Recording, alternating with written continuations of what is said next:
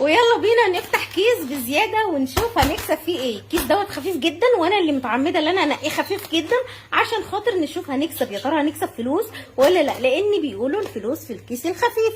فيلا بينا نفتح مع بعض الكيس دوت كده ونشوف هنكسب ايه. تعالي كده قبل ما نفتحه كده نخمن كده نشوف كده جواه ايه.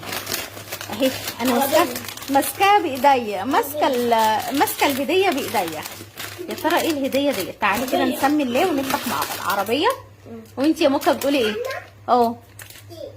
ايه؟ عروسه. يوسف عروسه وموكا عربيه. انت بقى في الكومنتات اكتبي ايه. انا بقول هديه حلوه يعني، لان انا حسيتها ومسكتها في ايديا. بسم الله الرحمن الرحيم.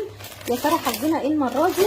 اوه، ايه ده ايه ده ايه ده ايه ده ايه ده ايه ده ايه ده بصوا كده، بصوا جواه ايه. جواه العلبه ديت. تعالوا كده نبص. سلسله طلعت لنا قبل كده فيها سلسله، بس تعالي نشوف كده السلسله نفس الشكل ولا لا.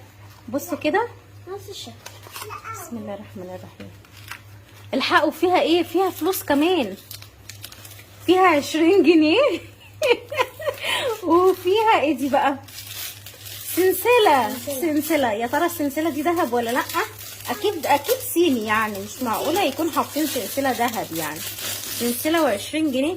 لا السلسله شكلها قيم قوي بصراحه يعني. بصوا كده من